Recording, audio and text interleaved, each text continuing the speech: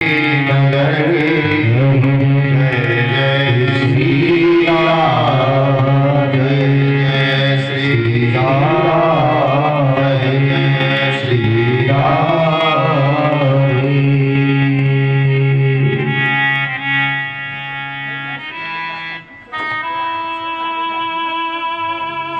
करुण पतित पावन असरन शरण दीन बंधु नवद्वीप बिहारी श्री निताई गौर हरि सरकार वृंदावन बिहारी श्री राधा माधव युगल सरकार श्रीमद राधा रमन चरणदास देव बड़े बाबा जी महाराज सतगुरुदेव भगवान की अकारण करुणा के फलस्वरूप इस बिठला गांव के इस पवित्र प्रांगण में बैठ करके सप्त दिवसीय अनुष्ठान श्रीमद् भागवत महापुराण श्रवण करने का सौभाग्य हम और आपको प्राप्त हो रहा है, जिनमें कि इन दिव्य कथा का आज षष्ठम दिवस है, छठवां दिन। भगवान सबके हैं, इसलिए कथा भी सबकी है। भागवत महापुराण के सम्मुख विराजमान सभी भक्तवृंद, मातृशक्ति, माता बहनें, घर की आन बान शान बुजुर्ग जन, भाई बंधु, मंच पर विराजमान संगीताचार्य, गंधर्व जन, विप्र बंधु एवं मेरी आवाज द्वारा सुन रहे सभी बिठला ग्राम वासियों के हृदय में विराजमान बांके बिहारी लाल के चरणों में इस दासानुदास त्रिवेंद्र दास का कोटि कोटि प्रणाम। जय श्री कृष्ण, जय श्री राधा, जय श्री राधा।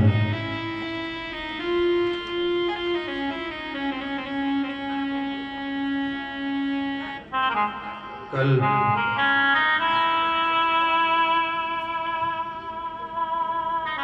हम मंगलमयी कथा में श्रवण कर रहे थे।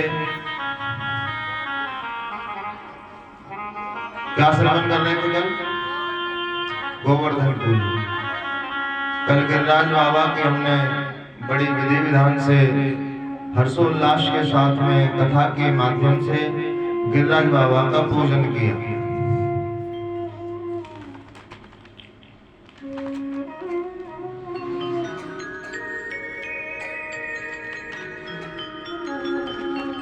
भगवान ने साक्षात प्रकट होके भोग लगाया।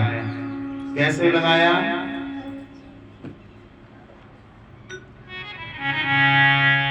एक रूप से पूजत है और एकत रहे पूजा, सहस्त्र भुजा पसार के प्रभु मांग मांग के खा। हजार भुजा पसार ली गोवर्धन महाराज ने और सब भक्तों से मांग मांग के खा रहे हैं। लाओ ब्रजवासियों भोग लाओ, लाओ ब्रजवासियों भोग लाओ। मैं ही गोवर्धन पर्वत हूँ, मैं ही गोवर्धन पर्वत हूँ, ऐसी गूंज उठ गई। और एक रूप से तो भगवान खड़े हैं और एक रूप से गोवर्धन पर्वत में ही प्रवेश कर गए।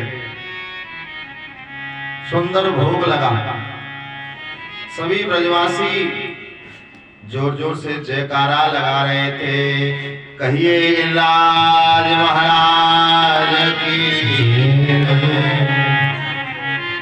इतनी जोर का जयकारा लगा कि आवाज इस चार दीवारी से भी बाहर नहीं गई। जय हो कहिए गिरिराज महाराज की। इतनी जोर का जयकारा लगा कि आवाज इंद्र के कानों में पहुंच गई। वहां सभी ब्रजवासी जयकारा लगा रहे थे ना, तो आवाज किसके कान में पहुंच गई? इंद्र के कानों में पहुंच गई। अब इंद्र तो बेचारा इंतजार ही कर रहा था कि कब लड़ुआ जलेबी मेरे पास आवे, कब भोग आए। लेकिन 7 वर्ष के कन्हैया ने कमाल कर दिया, इंद्र की पूजा रुकवा दी और गोवर्धन पर्वत को पुजवा दिया। नारद जी आए, पूजन चल रहा था तो नारद जी ने झोली बनाई, झोली, और नारद जी ने अपनी झोली में लडुआ रख लिए, इमरती रख ली और बर्फी रख ली, सुंदर मिष्ठान जो अपनी झोली में भर लिया। किसने? नारद जी ने।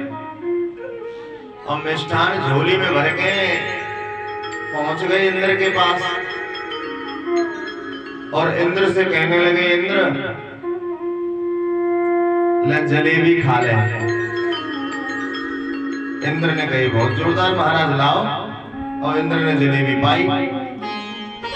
इंद्र कहने लगा, बहुत सुंदर है नारद जी, कहां से लाए हो? अच्छा इंद्र, ये लड्डू खा। इंद्र ने लड्डू भी पाया। इंद्र कहने लगा, बहुत सुंदर है, कहां से लाए हो? अच्छा ये इमरती पा के देख। इमरती भी पाई, बहुत सुंदर है, कहां से लाए हो? अरे तो ये देख, बर्फी खा के देख, बहुत सुंदर है, कहां से लाए हो? अरे बता नहीं रहे हो कहां से लाए हो? नारद जी बोले, भैया ब्रज से लाया हूं, वहां गोवर्धन महाराज की पूजा चल रही है और तेरी पूजा तो अब भूल जा, तेरी पूजा अब नहीं होगी। नारद जी ने बता दिया और वहीं से सब भोग लेके आया हूं, बहुत सुंदर भोग लग रहा है वहां गिरिराज पर्वत का। और इसी बात पे इंद्र जो है क्रोधित हो गया। छोटी छोटी बातों पे क्रोधित हो जाना ये असमर्थता का प्रतीक है। क्रोधित हो गया इंद्र और इंद्र ने अपने गणों को बुलाया, अपने दूतों को बुलाया इंद्र ने। और कौन से दूत बुलाए? ऐसे दूत बुलाए जो प्रलय काल में बरसते हैं, ऐसे गणों को आवाहन किया उसने, इंद्र ने। गणम सामवर्तकम नामम मेघानाम चांतकारिणाम इंद्र प्रचोदयत क्रुद्धो वाक्यम चाहे समान्यतः। क्रोधित हो गया इंद्र, उसने गणम सामवर्तकम नाम, सामवर्तक नामक मेघ बुलाए इंद्र ने और कहा, पूरे ब्रजमंडल पे ऐसे बरसो कि पूरा ब्रजमंडल ही बह जाए, कोई बचे ही ना, कोई ना बचे, इतनी जोर जोर से बरसो। इधर ब्रजवासी पूजन करके अभी वापस ही आए थे कि जोर जोर से वर्षा होने लगी, अंधकार छा गया पूरे ब्रजमंडल पे, बिजलियां कड़कने लगी, जोर जोर से बूंदें पड़ने लगी। भागवत जी का वर्णन है कैसी वर्षा हुई, हाथी के सूंड के बराबर बड़ी बड़ी मोटी बूंदें गिरने लगी पूरे ब्रजमंडल पे। जिस भी घर पे गिर जाती है बूंद, वह घर में ध्वंस हो जाता है।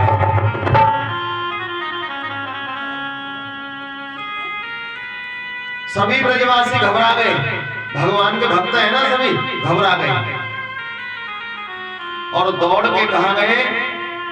भगवान की शरण में। अच्छा एक बात सोचने की है, ध्यान करने की है, हम सब भक्त हैं, कथा सुनने आए तो भक्त ही हैं, और अब हम पे कोई संकट आ जाए तो सबसे पहले क्या करेंगे? हम भगवान की भक्ति को छोड़ेंगे। सबसे पहले हम यही करते हैं, कोई कष्ट अगर घर में, मान कर चलो कोई भजन करता है रात दिन और भक्त है, और जैसे ही उस पर कष्ट आया तो सबसे पहले वो क्या करेगा? एक ही काम करेगा, भगवान को छोड़ेगा। अरे क्या फायदा ऐसी भक्ति से?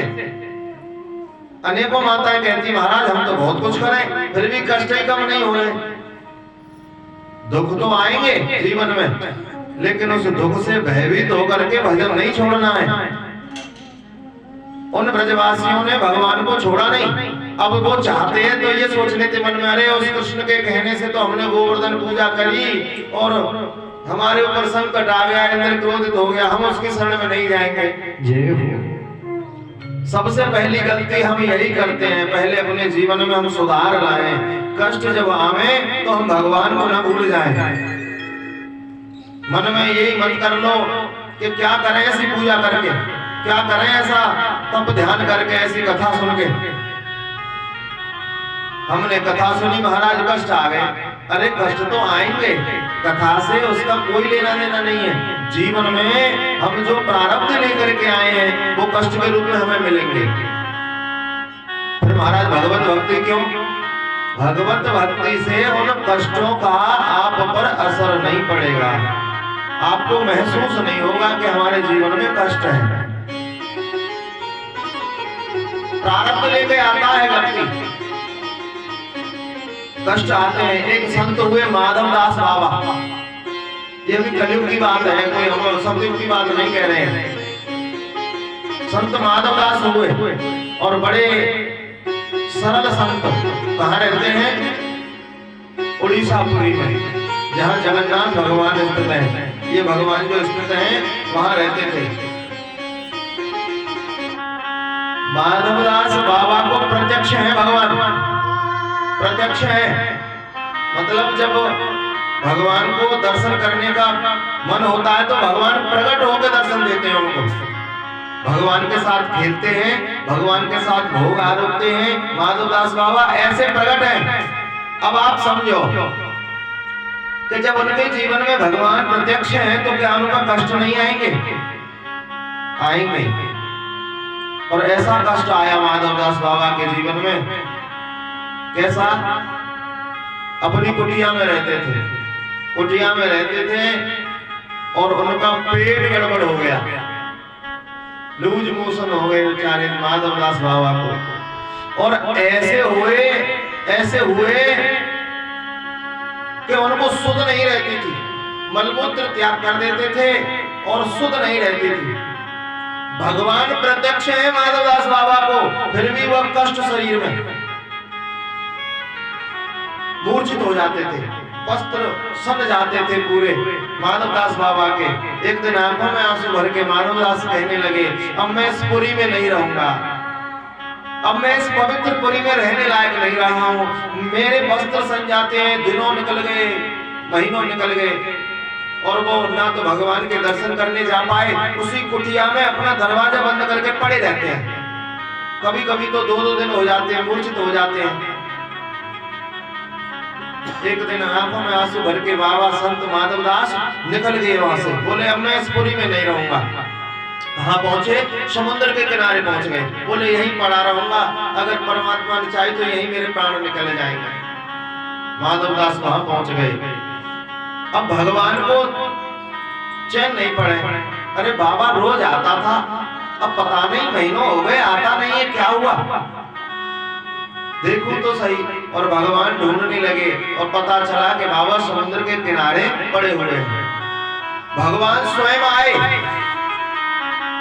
भगवान स्वयं आए, माधवदास बाबा को उठाया अपने हाथों से। भगवान ने माधवदास बाबा के वस्त्रों को धोया, वस्त्रों को साफ किया, लंगोटी को धोया, बाबा की लंगोटी सुखाई है, बाबा का पूरा शरीर साफ किया भगवान ने अपने हाथों से। कुटिया में वहीं लिटा दिया। माधवदास बाबा की मूर्छा खुली और सामने भगवान को देखे चौंक गए और कहने लगे, प्रभु प्रभु मुझसे दूर रहिए, ये मेरा घृणित शरीर हो गया है, पवित्र शरीर हो गया है, आप इससे दूर रहिए। रोने लगे माधवदास बाबा, कहने लगे मैं इतना पापी हूँ, मैंने भगवान से काम करवाया, मैं सभी भक्तों से निकृष्ट भक्त हूँ। दुनिया तो भगवान को भोग लगाती है, भगवान को स्नान कराती है, लेकिन आज भगवान ने मुझे स्नान कराया, भगवान ने मेरे ऊपर और ज्यादा एहसान कर दिया। अब माधवदास बाबा ने प्रश्न किया भगवान से, क्रोधित हो गए बाबा और कहने लगे आप हमसे बात मत करिए, आपने मुझे निकृष्ट भक्तों की श्रेणी में डाल दिया। अरे कोई ऐसा भक्त होगा जो अपने मलमूत्र भगवान से साफ करवाए? प्रश्न करते हैं माधवदास बाबा, अगर आप मेरे इतने हितैषी बन रहे हैं, आप मेरे इतने हितैषी बन रहे हैं, मेरे मलमूत्र साफ कर रहे हैं, तो आप तो भगवान हैं, ये रोग मुझे हुआ ही क्यों? आप चाहते तो ये रोग मेरा मिट जाता, एक पल न लगती। आपने मेरा रोग ठीक न करके मेरे मलमूत्र साफ क्यों किए? ये प्रश्न है भगवान से एक भक्त का। भगवान भी कहने लगे, भैया जो प्रारब्ध तू लिखवा के लाया है उसमें मैं हस्तक्षेप नहीं कर सकता। अवश्यमेव भोक्तव्यम कृताकरम शुभाशुभम। जो तुमने पूर्व जन्म के जो प्रारब्ध थे, वो ये महीने भर की बीमारी तुम्हारे थी और ये भोगनी पड़ती। यहाँ भगवान कह रहे हैं माधवदास बाबा से, अगर भक्त पे कोई कष्ट आता है तो भगवान से प्रार्थना करें कि प्रभु जल्दी जल्दी कष्ट मेरे जीवन में आए और जल्दी जल्दी वो कष्ट निकल जाएं। अगर प्रारब्ध रह गया आपका यहाँ तो फिर पूर्व जन्म लेना पड़ेगा, उस प्रारब्ध को भोगने के लिए इस पृथ्वी पे आना पड़ेगा। तेरा प्रारब्ध बाकी है। बाबा बोले कितने दिन का और बाकी है, आप कुछ करते नहीं हो, ये ठीक तो होंगे नहीं। आप कह रहे प्रारब्ध है, भोगना पड़ेगा। तो माधवदास बाबा कहने लगे, मैं भोगने के लिए तैयार हूँ प्रभु, अब आप चले जाइए, मुझे अकेला छोड़ दीजिए। अब भगवान ने कहा कि अब मैं तुझे भोगने नहीं दूंगा। भगवान ने उस बीमारी को अपने ऊपर ले लिया और आज भी जगन्नाथपुरी में 15 दिन के लिए बंद होते हैं पट। हर वर्ष 15 दिन के लिए पट बंद कर दिए जाते हैं। उस दिन उन 15 दिनों में भगवान को जड़ी बूटी का भोग लगता है। भावना क्या है? भावना यह है कि भगवान बीमार हो गए हैं और उनको अब दवा दी जाएगी। माधवदास हाथ जोड़ते रहे, प्रभु आप अपने ऊपर ना लीजिए। भगवान कहने लगे, मैं अब तुझे नहीं भोगने दूंगा। भजन करने का फल है, प्रारब्ध तो कष्ट तो आएगा, लेकिन उस बीमारी को भगवान अपने ऊपर ले लेते हैं भक्तों के। ऐसे ही यहाँ ब्रजवासी जब कष्ट आया उनके जीवन में, दौड़े भगवान के पास, क्योंकि उन्हें अपने भगवान पर विश्वास है। हमें अपने भगवान पर विश्वास करना होगा, गुरु पर विश्वास करना होगा, हरि गुरु पर विश्वास करना होगा, क्योंकि बिना विश्वास के भक्ति नहीं है। तुलसीदास जी बाबा कहते हैं, बिन विश्वास भगत नहीं और तेई बिना द्रवहे न राम। राम कृपा बिन सपने हो जीवन लह विश्राम। बिन विश्वास के भक्ति नहीं है और जब तक भक्ति नहीं होगी, भक्ति के बगैर भगवान हमारे ऊपर द्रवीभूत नहीं होंगे। भक्ति होगी तभी द्रवीभूत होंगे भगवान, और जब तक भगवान द्रवीभूत नहीं होंगे हमारे ऊपर, तब तक हम सपने में भी विश्राम यानी आराम की स्थिति में पहुंच ही नहीं सकते हैं। हम बस भगवान पर भरोसा नहीं करते, हम सब पे भरोसा करते हैं।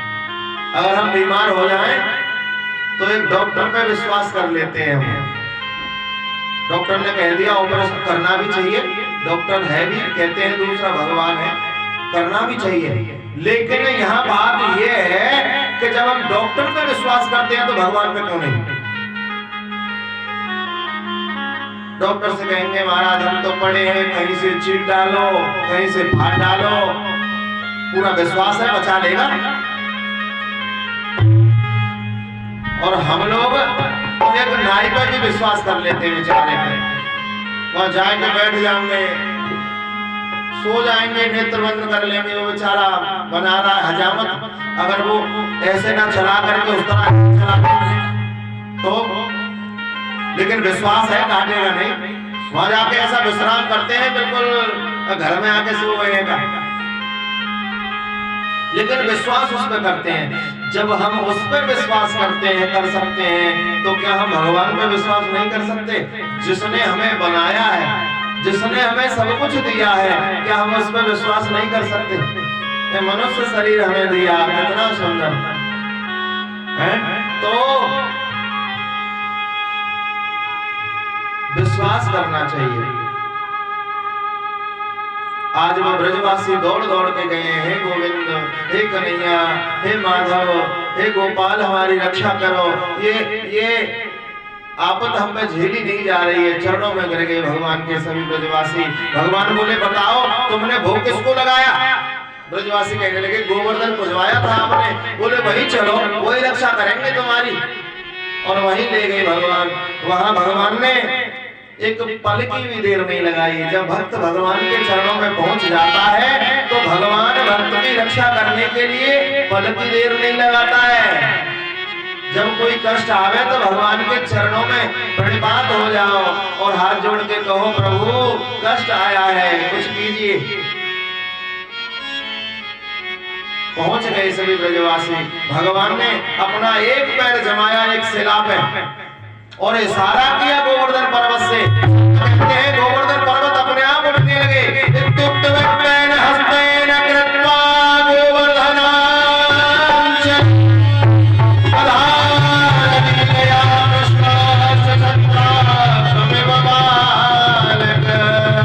गोवर्धन पर्वत अपने आप उठने लगे। भगवान ने कहा, ब्रजवासियों से नेत्र बंद कर लो।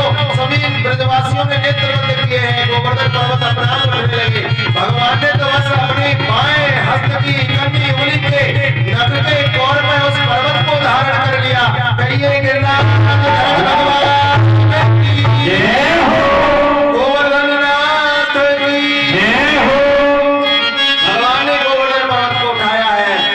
कितनी सुंदर झांकी बन गई है। एक कमर पे हाथ रखा है। 7 वर्ष के है कन्हैया, घुघराले केस है, मोटे मोटे गाल है, लाल लाल होठ है और ऐसे करके खड़े हो गए हैं भगवान। पर्वत धारण कर रखा है। भगवान शोर मचा रहे हैं, आ जाओ ब्रजवासी, सभी इसके नीचे आ जाओ, सभी इसके नीचे आ जाओ।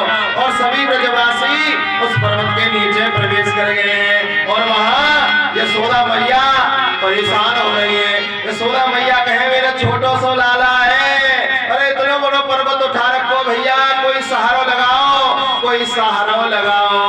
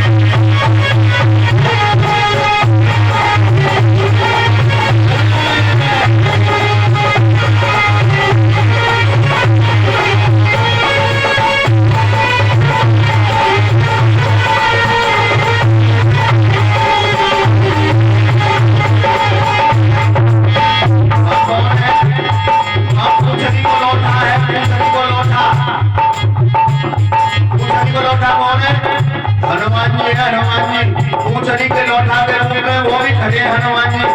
वहाँ हनुमान जी कह रहे हैं भैया यशोदा तू चिंता मत करे, तू चिंता मत करे। हनुमान जी कह रहे हैं भैया तो प्रेम को देखो, भैया एकदम प्रेम कर रही है, लाला अभी छोटा ही बालक समझ रही है, मेरे भगवान को पहचान नहीं रही है। फिर भी हनुमान जी कह रहे हैं यो मैं पूंछड़ी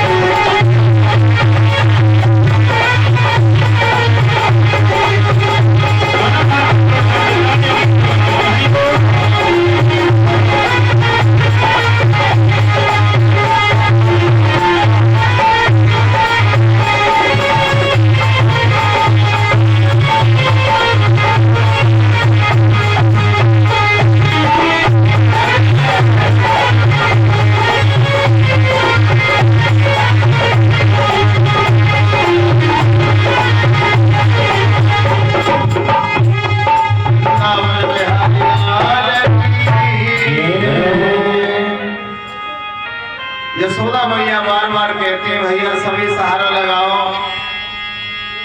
सखा ने लठिया लगा ली, अपनी अपनी सबने लठिया लगा ली है।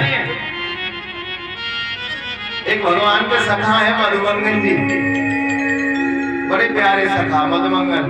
मधुमंगल कहने लगे लाला देख 3 रात और 3 दिन निकल गए हैं, तो इन्हें कछु खायो नहीं है ना जल पियो, तो ऐसा कर अपनी उंगली हटा ले हैं।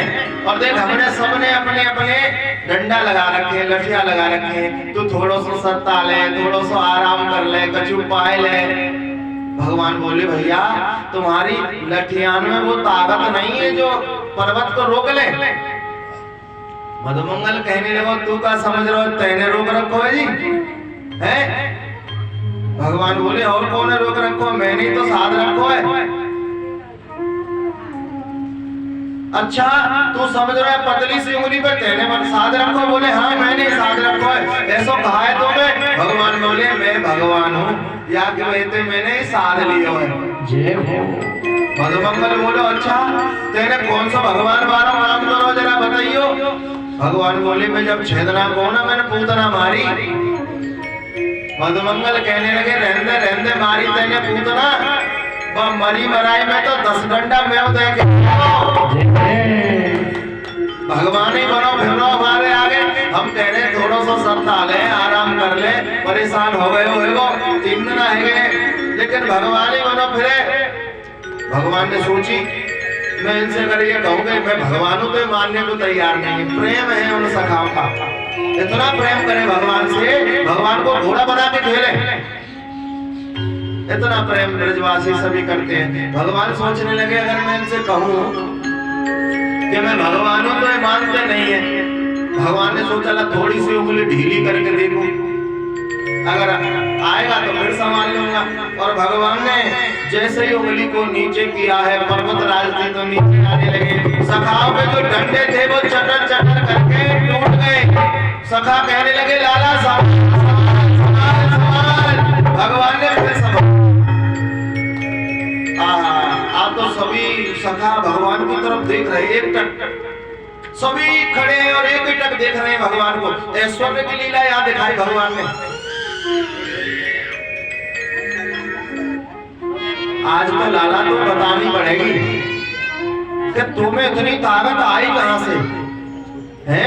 तू खेल में तो हमसे पिट जावे, जब हम तो कुश्ती करें तो तू खेल में पिट जावे हमसे, लेकिन इतना जोर तो मैं आया कहां से? अब भगवान सोचने लगा अगर इनसे मैं कहूं कि भगवान है तो मानेंगे नहीं तो क्या करूं। भगवान ने एक सुंदर रास्ता निकाला है। भगवान कहने लगे कछु माखन को बल्यो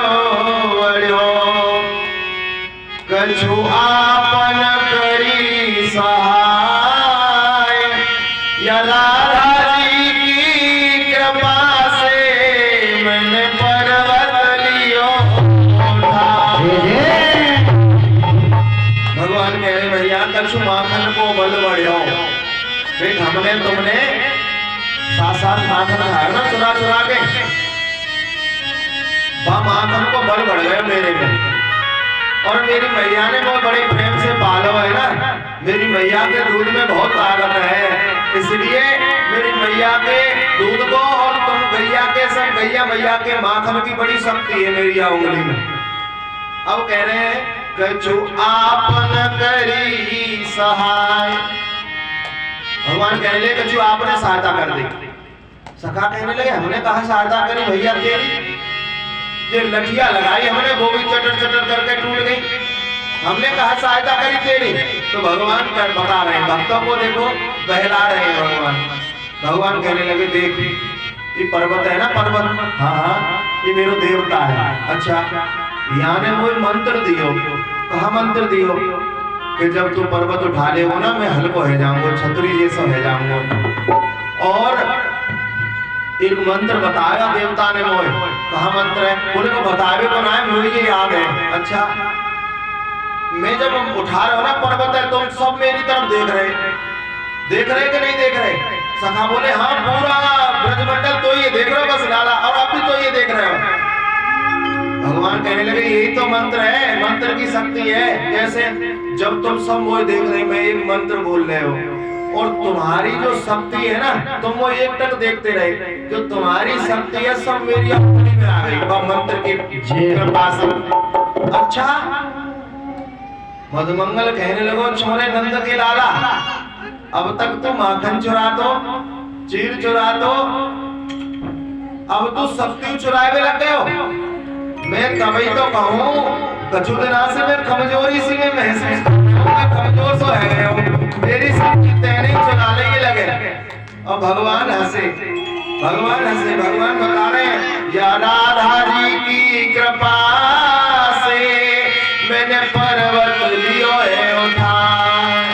राधा जी की कृपा से मैंने पर्वत को उठा रखा है। और वास्तव में बात भी सत्य है। गोदी में ले लो लाला, छोड़ो थोड़ा आप उधर बैठ जाओ, थोड़ी सी उधर जाके डिस्टर्ब कर रहा है ना कथा में। अपने पास ही रखो। मैं जाऊंगा कहाँ जा रहे? अच्छा रख दे, नहीं रखे। अरे बहुत बढ़िया भैया, समय निकाल के आई है, कन्यादान करेंगे। कन्हैया आएंगे कूदम करते ही रहेंगे।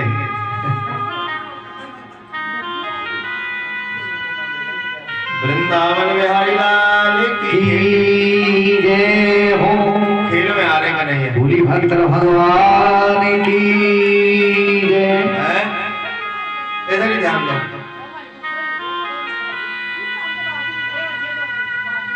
कितने दिन उठाया भगवान ने पर्वत? 7 रात और 7 दिन बरसों में अघाय, जैसे ताते तवे पे बूंद छन है जाए। सुदर्शन चक्र को आज्ञा कर दी थी भगवान ने, ऊपर ही ऊपर घूमते रहो, इंद्र का जितनी भी वर्षा रहो। शेषनाग को आज्ञा कर दी थी भगवान ने, गोवर्धन पर्वत के चारों तरफ मेड़ लगा के बैठ जाओ तो बाहर का जल अंदर ना आ पावे। और एक कोने में बैठा दिया था अगस्त्य ऋषि को। एक कोने में किसको बैठा दिया था? अगस्त्य ऋषि को।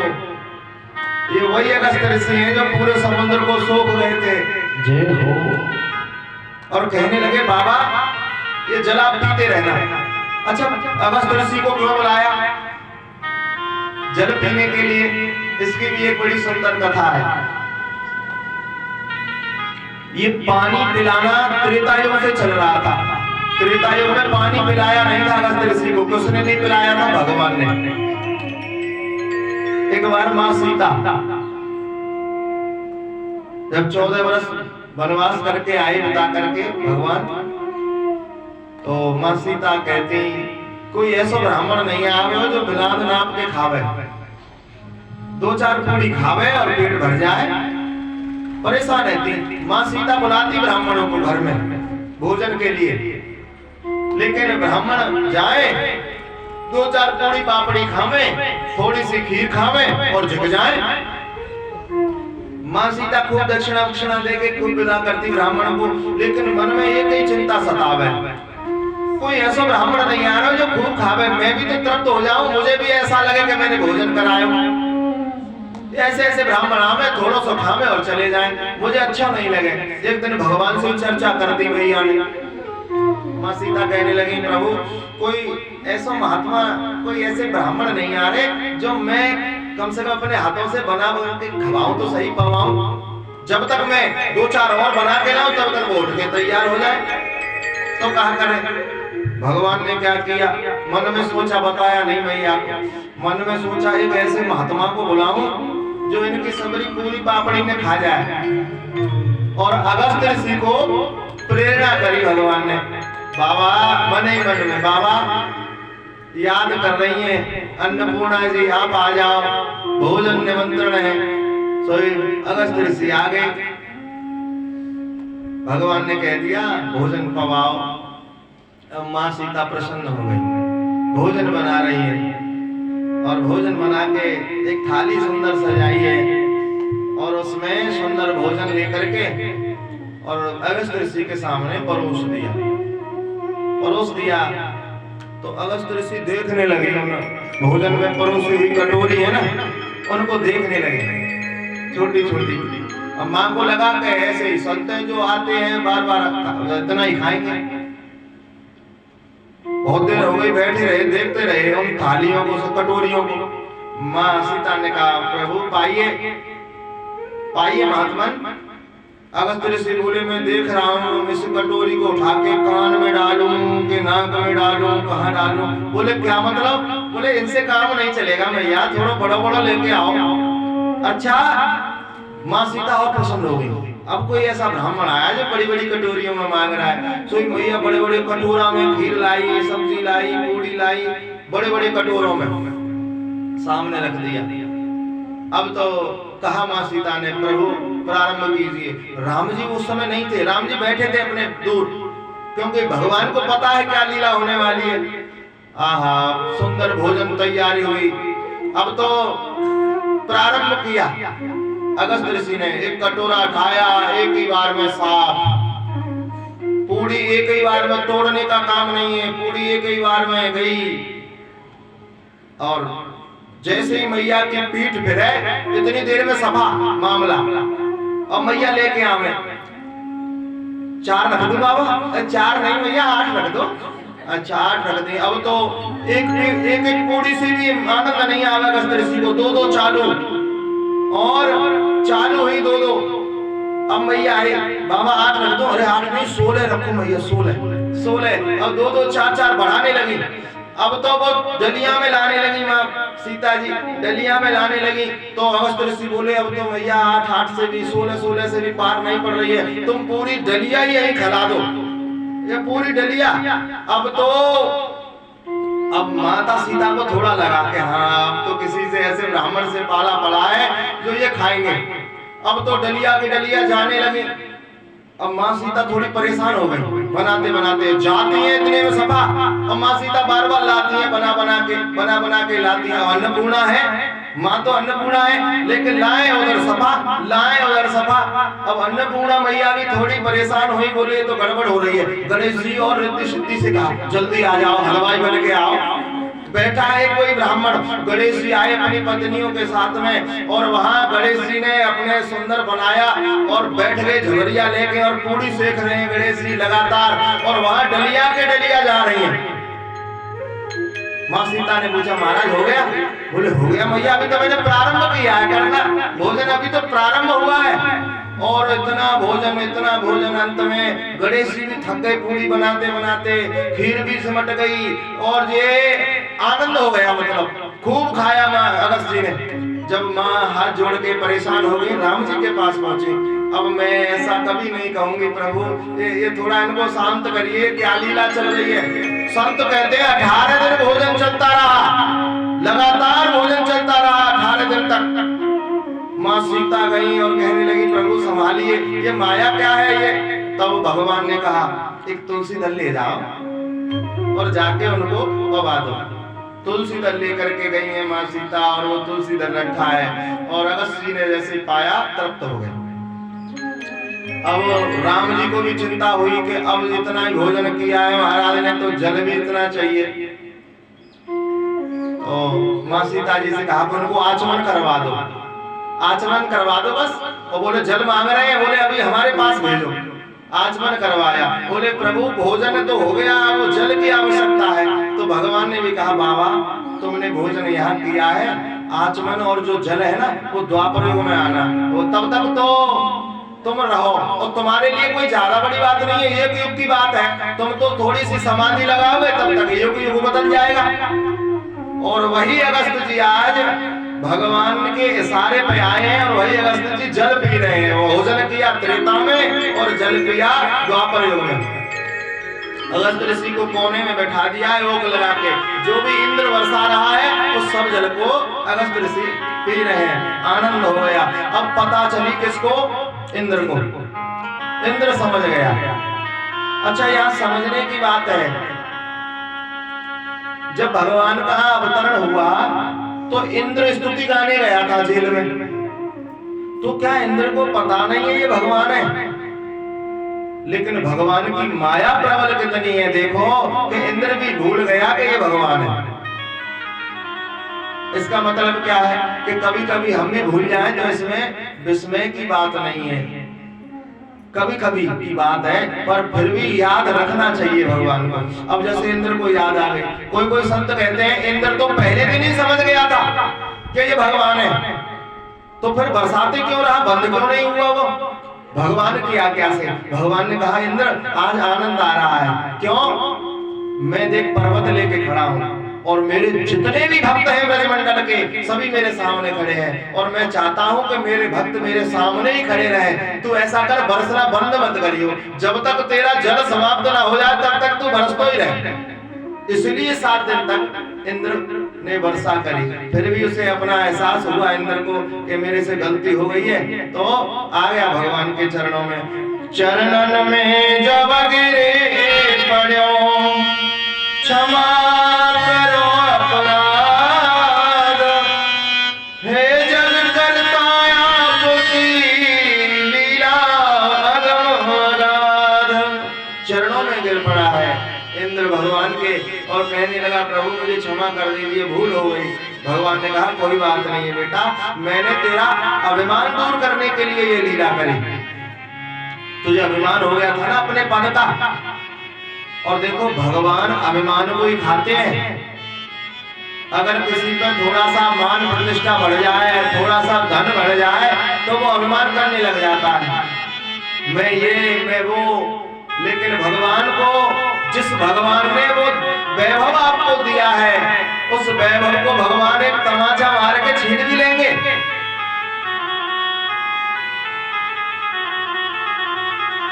चरणों में जब गिरा भगवान ने क्षमा कर दिया, कोई बात नहीं है, अभिमान नहीं करना। और ये सुंदर लीला श्री सुखदेव जी महाराज ने श्री परीक्षित जी को सुनाई। वृंदावन बिहारी लाल की जय हो। सागरे रसिया से हो गई अपनी यारी। बड़े भाव से गाएंगे सभी, जिसकी भगवान से यारी है। और सावरे रसिया से